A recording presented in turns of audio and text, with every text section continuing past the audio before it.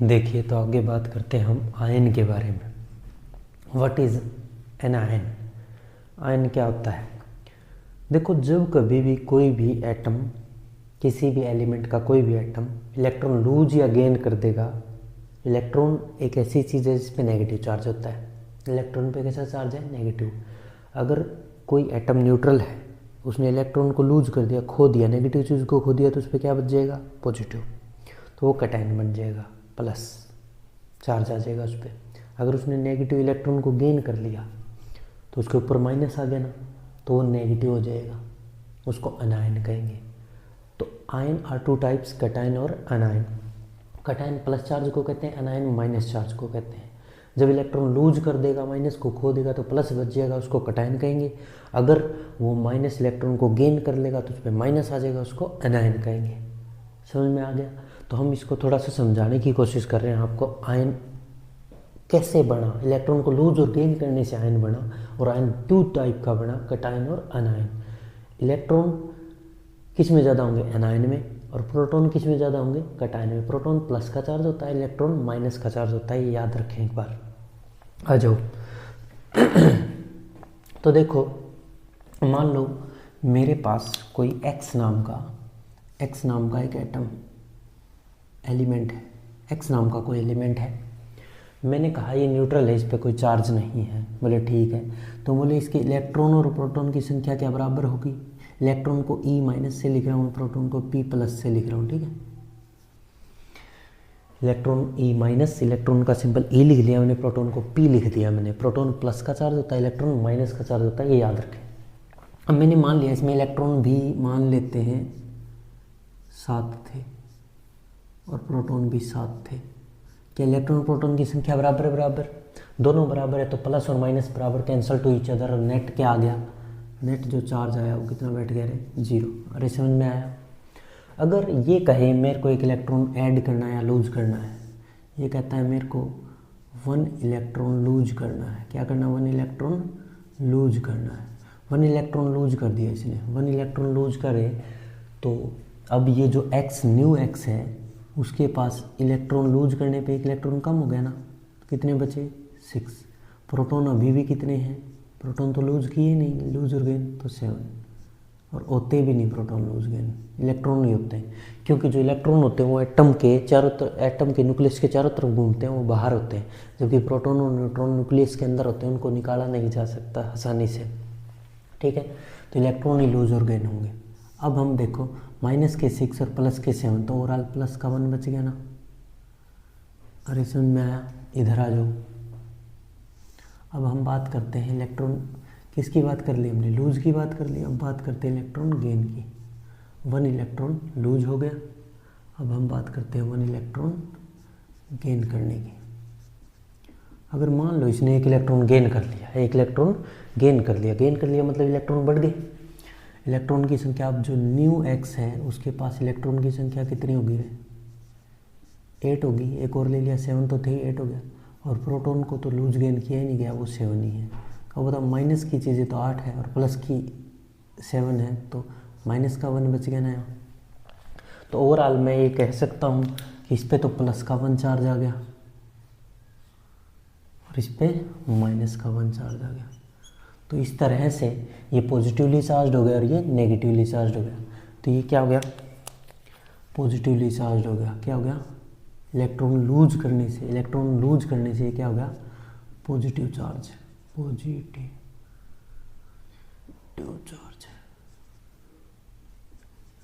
Charge हो गया, और ये नेगेटिवली चार्ज हो गया।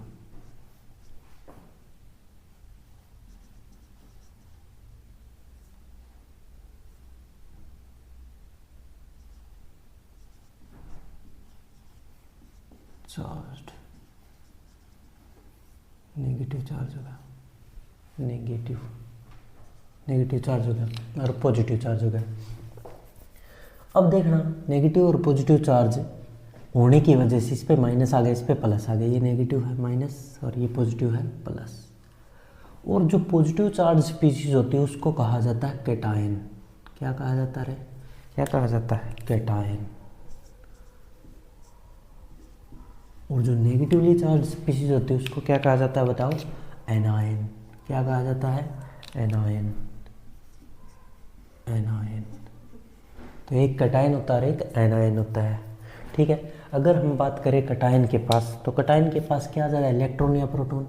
तो देखो इलेक्ट्रॉन तो लूज ही कर दिया था कटायन बनते वक्त, तो क्या ज़्यादा हो गए? इलेक्ट्रॉन से ज़्यादा क्या होते हैं? प्रोटॉन। समझ में आया? और इसकी बात करें, इसने एक इलेक्ट्रॉन गेन किया तो इलेक्ट्रॉन की संख्या क्या आती है आयन बनते वक्त? ज़्यादा। किससे? प्रोटॉन से। अरे समझ में आया? बहुत बढ़िया। अगर इसी एग्जाम्पल को एक एक इलेक्ट्रॉन लूज करने से हमने समझा, इसी एग्जाम्पल को 2 इलेक्ट्रॉन 3 इलेक्ट्रॉन से समझे तो क्या होगा?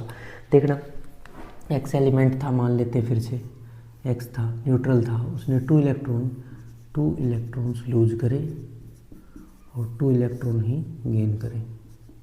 2 इलेक्ट्रॉन ही गेन करे। 2 इलेक्ट्रॉन लूज करने से मान लेते हैं उसके पास कुछ भी चार्ज मान लो, वही 7 मान लेते हैं, और प्रोटॉन का भी कितना मान लेते हैं? 7। अगर 2 इलेक्ट्रॉन इसने लूज कर दिए तो इलेक्ट्रॉन की संख्या, अब जो न्यू एक्स आएगा उसके पास इलेक्ट्रॉन की संख्या कितनी रह जाएगी? 2 लूज कर देगा तो 5 रह जाएगी, और प्रोटॉन की संख्या तो अभी भी 7 ही है। तो ओवरऑल प्लस के 7 है और माइनस के 5 ही है। प्लस के 7 माइनस के 5, इनके आगे लिख लो, इलेक्ट्रॉन पे चार्ज क्या लिख लो? माइनस, और प्रोटॉन वालों के हर एक के सामने क्या लिख लो? प्लस। यहाँ से तुम्हें पता भी लग जाएगा। ठीक है, तो इसके तो क्या लिख लो? माइनस, और इसके आगे लिख लो प्लस। तो इससे क्या होता है? अब देखना, इसके आगे तो माइनस और इसके सामने प्लस लिख लिया। अब बताओ, माइनस के 5 और प्लस के 7, तो ओवरऑल प्लस के 2 बच गए ना? +2 बच गए। और यहाँ अब इधर आ जाओ, इलेक्ट्रॉन 2 लूज गेन कर लिए, गेन करने से इलेक्ट्रॉन तो हो गए -9, और प्रोटॉन अभी भी 7 के 7 ही है, पर ये माइनस है और ये प्लस है। ओवरऑल माइनस के तो 2 बच गए, और प्लस के कम है, माइनस के ज़्यादा, तो माइनस के 2 बच जाएंगे, -2। तो अब की बार पहले +1 -1 आया था, अब की बार +2 और -2 आया है, तो इसके ऊपर तो चार्ज क्या आ जाएगा?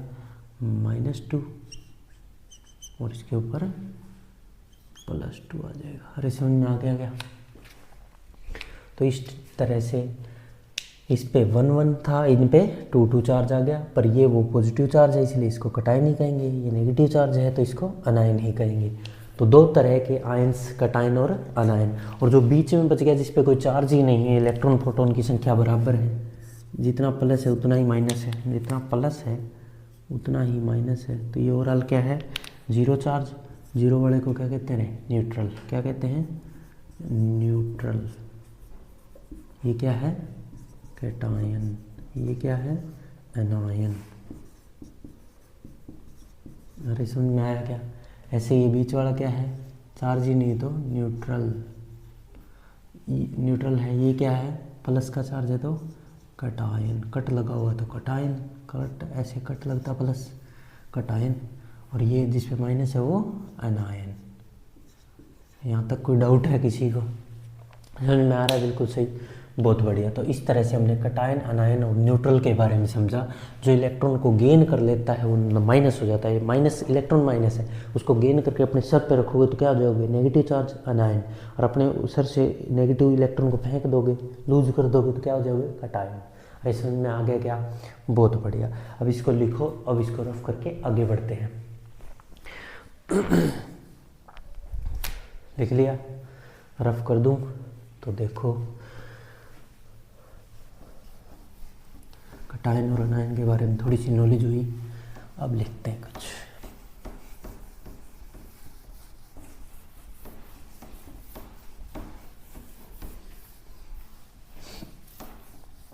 अब इधर देखें, अब मैं आयन के बारे में बताऊंगा आपको। कोई मेरे से पूछे आयन क्या है तो मैं कहूँगा चार्ज्ड स्पीशीज होती है। आयन क्या होता है? कि चार्ज्ड स्पीशीज। आयन्स क्या है? तो मैं कहूँगा चार्ज्ड स्पीशीज है। क्या है? Charged species. चार्ज्ड स्पीशीज है, या तो वो पॉजिटिवली चार्ज है, नेगेटिव चार्ज है। इलेक्ट्रिकली चार्ज स्पीशीज को ही आयन कहा जाता है। Ion are electrically charge species. तो आयन बनते कैसे, लूज और गेन ऑफ इलेक्ट्रॉन से आयन बनते हैं, ठीक है। आयन में क्या इक्वल इलेक्ट्रॉन और प्रोटॉन मिलते हैं ना, अनइक्वल नंबर ऑफ कटायन और अनइक्वल नंबर में इलेक्ट्रॉन और प्रोटॉन मिलेंगे, वो लूज और गेन से बनेंगे, ठीक है। एक जो लूज कर देगा वो प्लस का हो जाएगा कटायन, और जो गेन कर लेगा वो माइनस हो जाएगा अनायन। तो लिख देते हैं ये सारी बात, जैसे पहले लिख ली आयंस, फिर लिख देता हूँ ions are charge electrically charge species, electrically charge species.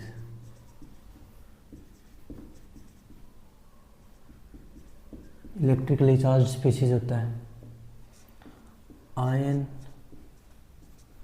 Are made up of lose और गेन ऑफ इलेक्ट्रॉन, लूज और gain of electrons in ions unequal number of electrons and protons are present। ठीक है भाई, यहाँ तक कोई doubt है? Next लिखें टू टाइप्स ऑफ आयंस। दो तरह के आयन होते हैं, एक को कहते हैं कैटायन और एक को अनायन। एक को क्या कहते हैं, कैटायन, और एक को अनायन। कैटायन पे प्लस का चार्ज होता है, अनायन पे माइनस का चार्ज होता है। कैटायन जो बनता है वो लूज ऑफ इलेक्ट्रॉन से बनता है, लूज ऑफ इलेक्ट्रॉन्स, और ये गेन ऑफ इलेक्ट्रॉन्स से बनता है, लूज ऑफ इलेक्ट्रॉन्स से बनता है, ठीक है। अब कैटायन के अंदर लूज कर दिए तो प्रोटॉन की संख्या क्या मिलेगी, इलेक्ट्रॉन से ज़्यादा मिलेगी, और गेन कर लिया इलेक्ट्रॉन तो इसमें इलेक्ट्रॉन की संख्या किससे, प्रोटॉन से ज़्यादा मिलेगी। अरे समझ में आ गया क्या? यहाँ तक कोई डाउट है? अब हम कैटायन और अनायन के बारे में कुछ प्रॉपर्टीज़ लिख देता हूँ मैं, तुम देख लो। अब मैं कैटायन के बारे में क्या लिखूँगा, cation are formed by the lose of electron. Cation में प्रोटॉन की संख्या इलेक्ट्रॉन से ज़्यादा होती है, कैटायन पे पॉजिटिव चार्ज होता है, ठीक है। ये बातें लिख देंगे, ये कैटायन की प्रॉपर्टी, या अनायन की प्रॉपर्टीज़ लिख देंगे। हाँ ठीक है रे। तो आयन का पता चल गया सभी को, एक चार्ज स्पीसीज होता है, इलेक्ट्रिकली चार्ज स्पीसीज, लूज और गेन से बनता है, unequal number of electron proton मिलेंगे। दो तरह का होगा, एक कैटायन और एक अनायन। कैटायन पॉजिटिव चार्ज होता है, अनायन नेगेटिव चार्ज होता है। कैटायन लूज ऑफ इलेक्ट्रॉन से बनता है, अनायन गेन ऑफ इलेक्ट्रॉन से बनता है। इलेक्ट्रॉन लूज कर दिए तो इलेक्ट्रॉन की संख्या कम मिलेगी प्रोटॉन से, और इलेक्ट्रॉन गेन किए हैं तो इलेक्ट्रॉन ज़्यादा मिलेंगे प्रोटॉन से। अरे सही है, तो ये सारा लिखा। इसके बाद हम आगे लिख रहे हैं, रफ कर दूँ। अब हम कैटायन और अनायन के बारे में कुछ प्रॉपर्टीज़ लिख लेते हैं थोड़ी थोड़ी, फिर आगे बढ़ते हैं। लिखा? तो देखो, अब हम लिख रहे हैं कैटायन के बारे में। देखो भाई, सबसे पहले कैटायन यहाँ लिखते हैं कैटायन के बारे में, और यहाँ लिखते हैं अनायन के बारे में लिख देंगे, ठीक है। तो लिखना स्टार्ट कर रहा हूँ। एक कैटायन इज फॉर्म्ड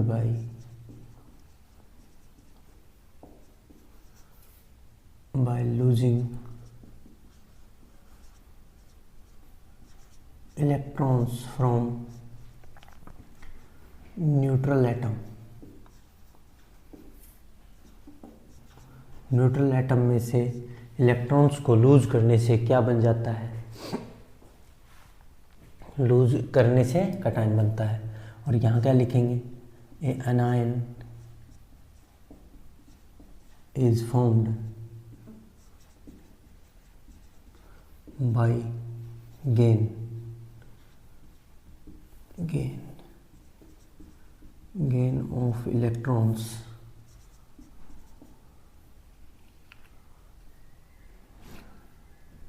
ठीक है, ये गेन ऑफ इलेक्ट्रॉन से बनता है और ये लूज ऑफ इलेक्ट्रॉन से बनता है। Next, cations are positively charged species. ठीक है, और अनायन में क्या लिखेंगे?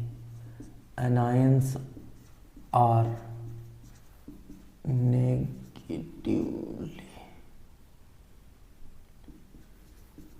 Charged species. Negatively charged species, negatively charged species. Next, in cation number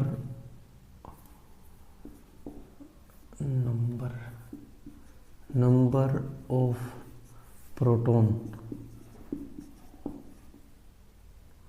more than number of electron। Proton की संख्या इलेक्ट्रॉन से ज़्यादा मिलेगी, और यहाँ उल्टा होगा, इन anion number of electrons more than number of proton। अरे सही है, यहाँ तक कोई डाउट है किसी को? इस तरह से हमने कैटायन और अनायन को लिखना सीख लिया। कैटायन पे प्लस लिखते हैं और अनायन पे माइनस लिखते हैं। तो ये दोनों में डिफरेंस है, ये समझ में आया या नहीं आया? कैटायन और अनायन में डिफरेंस समझ में आ चुका है। अब क्वेश्चन पूछा था व्हाई डू एटम कंबाइन। अब एटम कंबाइन क्यों होते हैं? Ions combine, why do ion combine. Ion combine क्यों होते हैं, एटम कंबाइन क्यों होते हैं? वो अपनी स्टेबिलिटी के लिए कंबाइन होते हैं, वो अपनी स्टेबिलिटी के लिए कंबाइन होते हैं। स्टेबल कैसे होंगे भाई? कोई एटम स्टेबल नहीं है, और वो स्टेबल होने के लिए या तो इलेक्ट्रॉन को लूज कर देगा, या इलेक्ट्रॉन को गेन कर लेगा, या इलेक्ट्रॉनों की शेयरिंग करने लगेगा। तू ले ले, मेरे को इलेक्ट्रॉन दे दे, तेरे को चाहिए तू ले ले, ऐसा करने लगे तब भी क्या होती है? स्टेबिलिटी आती है। तो क्वेश्चन पूछा जाता है why atoms are combine due to stability. अपनी स्टेबिलिटी को increase, due to increase their stability. अपनी स्टेबिलिटी, अपनी स्थायित्व को बढ़ाने के लिए ऐसा करता है, और ऐसा करने के लिए उसको 3 काम करने पड़ेंगे, या तो इलेक्ट्रॉन लूज करना पड़ेगा, या गेन करना पड़ेगा, या इलेक्ट्रॉन को शेयर करना पड़ता है। वो मैं अब बता रहा हूँ आपको, ये लिख लो, पहले लिख लिया, इसको रफ कर दें, इसको रफ कर देते हैं।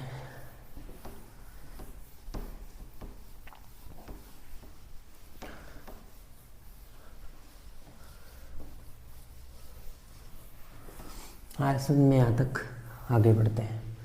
तो अब क्वेश्चन पूछा जाता है व्हाई डू एटम्स कंबाइन।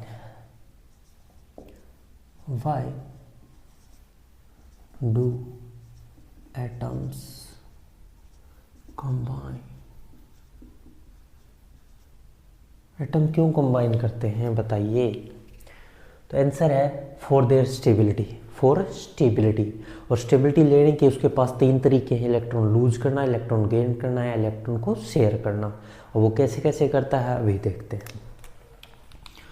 तो आंसर जो है वो है फॉर स्टेबिलिटी, फॉर स्टेबिलिटी ऐसा करता है। और स्टेबिलिटी के लिए उसको क्या क्या करना पड़ेगा?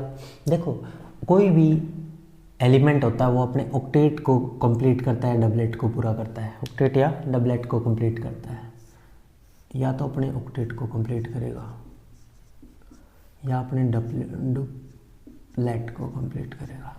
डबलेट को पूरा करेगा या ऑक्टेट को कंप्लीट करेगा। ये मोस्टली केसेस में तो ऑक्टेट ही कंप्लीट करता है। तुमने सुना हो सेल होती है, एटम होता है, उसके अंदर न्यूक्लियस होता है, न्यूक्लियस के चारों तरफ सेल होती हैं, उनमें इलेक्ट्रॉन घूमते रहते हैं, सेल में इलेक्ट्रॉन घूमते हैं। ये पहली सेल होती है K L M N, और ऐसे और भी आगे O P क्या वो ऐसे चलती रहती हैं। जो फर्स्ट सेल होती है ना, इसके अंदर 2 ही इलेक्ट्रॉन चाहिए होते हैं, इसमें 8 ऐसे ऐसे चलते हैं, बढ़ते चले जाते हैं। फर्स्ट सेल होती है वो 2 ही एटम 2 ही पूरे करने चाहते हैं, बाकी 8 पूरा करना चाहते हैं। हम यहीं तक बातें कर रहे हैं, तो बाकी हर एक तो 8 पूरा करना चाहती है, इसलिए उसको तो औरों को तो ऑक्टेट कंप्लीट करना है। 8 इलेक्ट्रॉन कंप्लीट करना चाहती है तो 8 इलेक्ट्रॉन कंप्लीट करना चाहती हैं, कंप्लीट करना चाहे तो उसको ऑक्टेट कहते हैं। और 2 इलेक्ट्रॉन पूरा करना चाहे उसको 2 इलेक्ट्रॉन कंप्लीट करना चाहे तो उसको हम कहते हैं डबलेट। डबलेट कंप्लीट करते हैं ओनली इन केस ऑफ, ये किस सेल के केस में, इन केस ऑफ के सेल। कौन सी सेल? के सेल।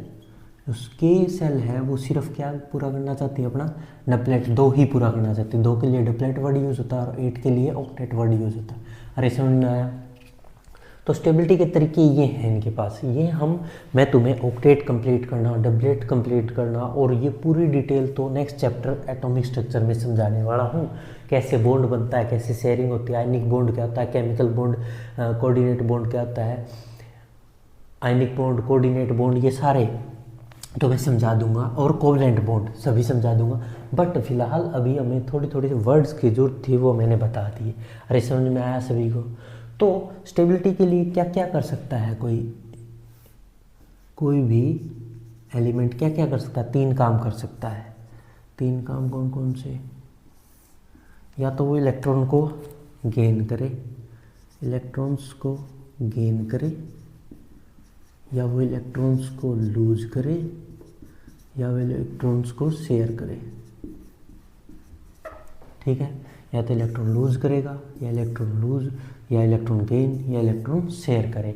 और इन्हीं की हेल्प से वो अपने ऑक्टेट या डबलेट को कंप्लीट करने की कोशिश करता है। लूज करके, गेन करके या शेयरिंग करके अपने ऑक्टेट और डबलेट को पूरा करता है, और उससे स्टेबिलिटी होती है। स्टेबिलिटी के लिए वो कंबाइन करता है, शेयरिंग करके कंबाइन कर जाता है। और कंबाइन शेयरिंग करने से बॉन्ड बनते हैं, या तो वो आयनिक बॉन्ड होगा, या वो कोवलेंट बॉन्ड होगा, या कोऑर्डिनेट बॉन्ड होगा। नेक्स्ट चैप्टर में हम पढ़ने वाले ही हैं इससे आगे। अरे समझ में आया? यहाँ तक लिखा सभी ने? बहुत बढ़िया। तो हम आगे बढ़ जाएं, आगे बढ़ते हैं। अब देखो, ये जो बात हो रही है स्टेबिलिटी की, तो कोई भी एटम स्टेबिलिटी अचीव करने के लिए इलेक्ट्रॉन को लूज, गेन या शेयर करता है। और ये लूज, गेन और शेयर करने की एबिलिटी का नाम क्या है? For their achieving their stability, molecule जो elements can lose their electron, gain their electrons or share their electrons, this ability is known as valency। Stable होने के लिए इलेक्ट्रॉन का लूज करना, गेन करना या शेयर करना वैलेंसी कहलाता है। क्या कहलाता है? वैलेंसी।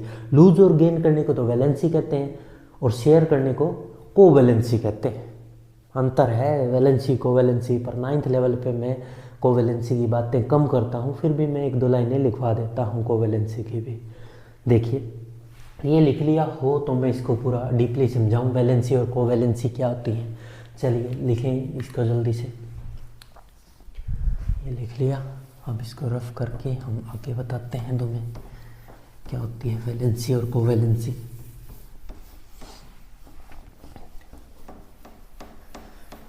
देखिए तो वैलेंसी और कोवैलेंसी को समझे। अब हमारी हेडिंग है वैलेंसी। वैलेंसी क्या है? लूज और gain of electron for achieving stability is known as the number of lose और gain of electrons. The number of lose और gain of electron of an atom an element. एक atom के द्वारा loose किया जाए एक element के अंदर।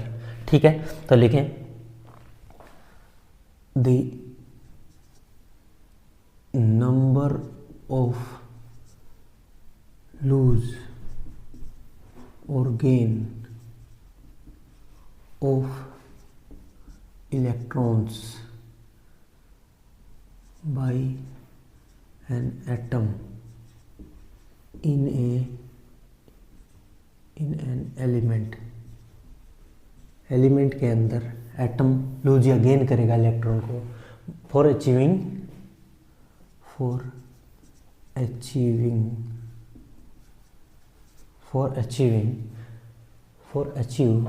स्टेबिलिटी, बस ऐसा लिख लो, फॉर अचीव स्टेबिलिटी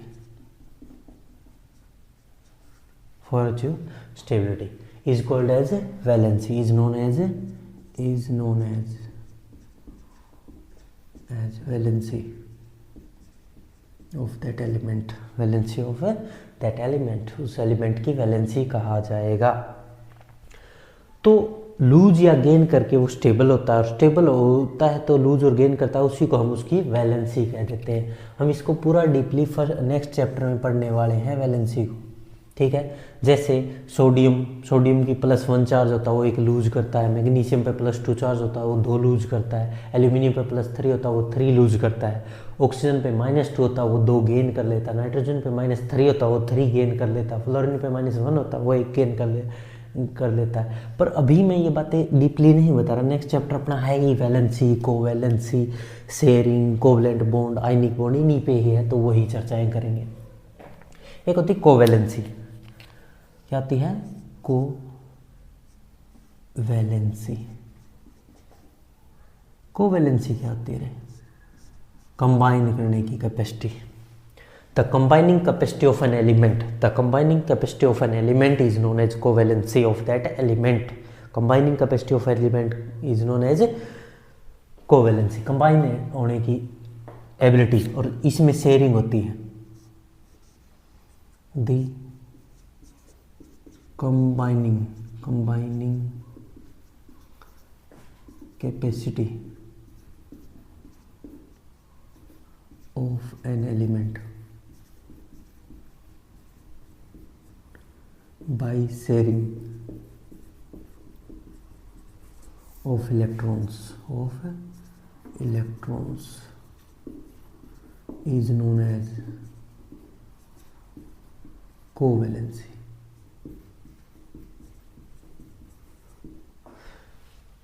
शेयरिंग करके, इलेक्ट्रॉन की शेयरिंग करके कंबाइन होने की एबिलिटी को, कैपेसिटी को ही क्या कहा जाता है? कोवैलेंसी। यहाँ तक कोई डाउट है किसी को?